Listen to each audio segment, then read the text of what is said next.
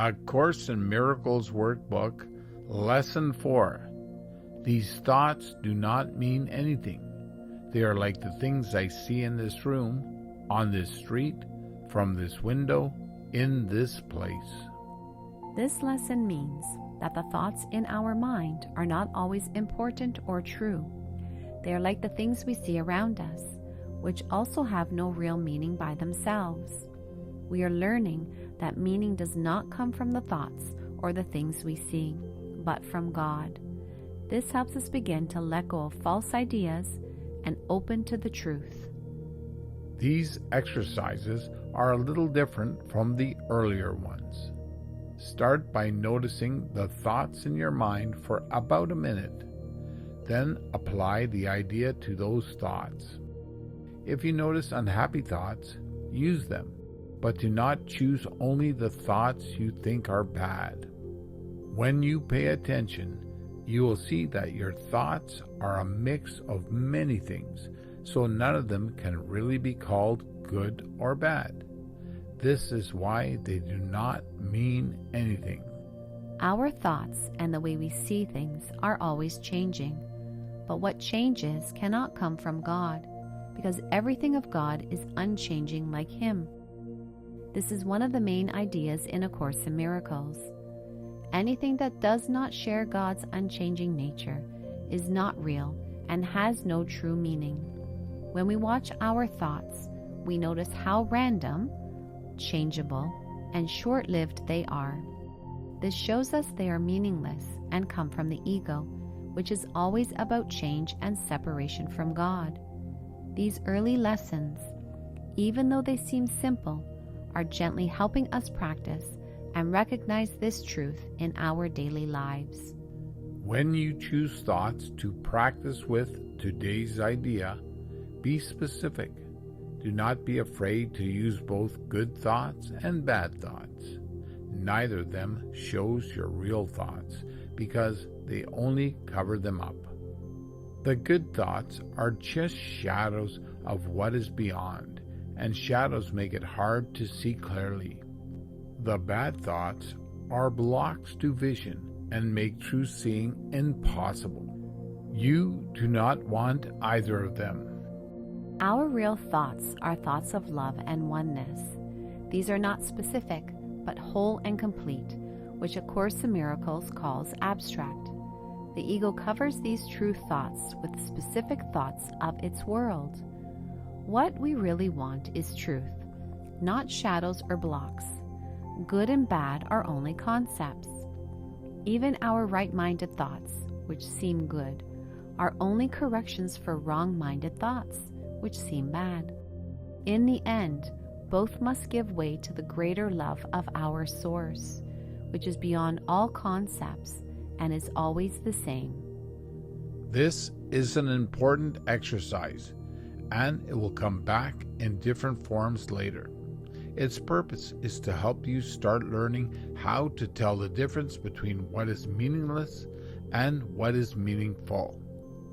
It is the first step in learning to see that the meaningless is outside you, while the meaningful is within you. It also begins to train your mind to recognize what is the same and what is different. This lesson teaches that the meaningless is outside us, because what is outside is not real. The meaningful is within, which are the thoughts of the Holy Spirit in our minds.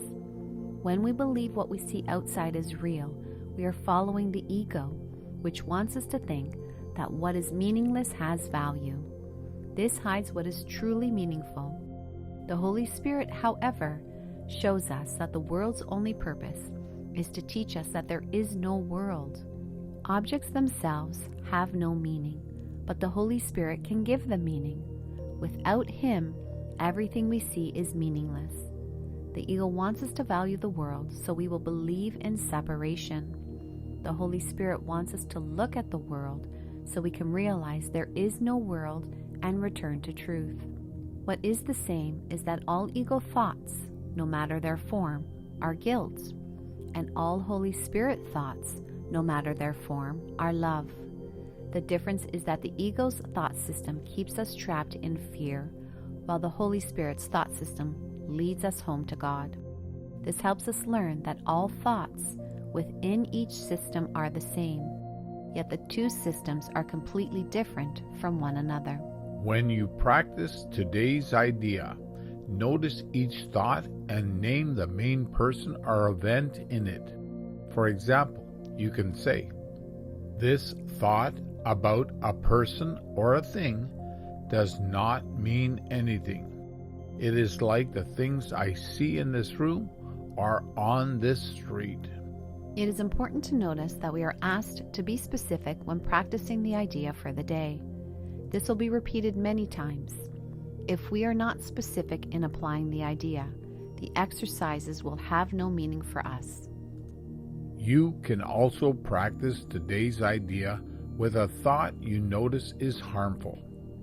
This is helpful, but it does not replace the main practice of applying the idea more randomly. Do not spend more than a minute looking at your thoughts, because right now it is easy to get caught up in them and lose focus. Part of Jesus' purpose is to help us be humble. We do not yet know the difference between what is harmful and what is harmless.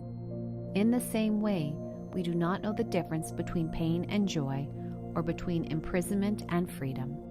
Because of this, we waste time chasing after things that will only hurt us, instead of learning what will truly bring us peace and joy. Because these exercises are the first of their kind, it may feel hard not to judge your thoughts. Do not practice them more than 3 or 4 times today. We will come back to them again later. Jesus does not want you to feel guilty if you cannot do the exercises, but he does want you to notice when you are having trouble with them.